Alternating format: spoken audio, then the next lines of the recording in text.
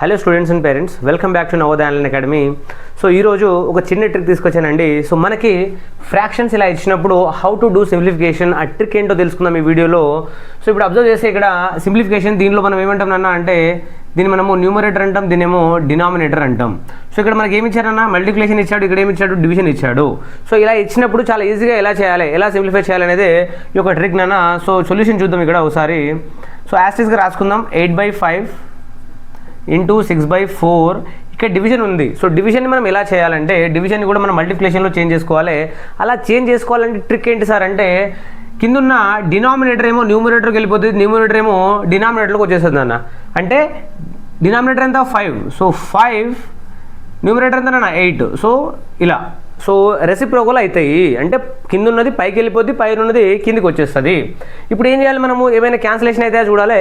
So ఇక్కడ 8 cancel అవుతాయినన్న. So next thing ఇక్కడ 5 క్యాన్సిలేషన్ అవుతాయినన్న. Next thing 2 2s and 2 3s అన్న. సో ఫైనల్గా మనకు వచ్చే ఆన్సర్ ఏంటన్నా ఇక్కడ 3/2. ఎందుకంటే ఇక్కడ 1 మిగిలింది, ఇక్కడ 1 మిగిలింది. 1తో దేన్ని మల్టిప్లై చేసినా మల్టిప్లికేషన్ నెంబరే వస్తుంది. కింద కూడా ఇక్కడ 1 మిగిలింది, ఇక్కడ 1 మిగిలింది. 1తో 2ని మల్టిప్లై చేస్తే ఏమొస్తుందన్న 2నే వస్తుంది. సో ఫ్రాక్షన్ ఎంత వచ్చింది మనకి 3/2. ఇలా చాలా ఈజీగా చేసేసినా. సో కింద మీకోసం ఒక క్వశ్చన్ ఇచ్చాను. సో ఈ క్వశ్చన్ని మీరు సాల్వ్ చేసి మీకు ఆన్సర్ని కామెంట్లో తెలపండి. And don't forget to subscribe to Navodaya online academy. Thank you so much.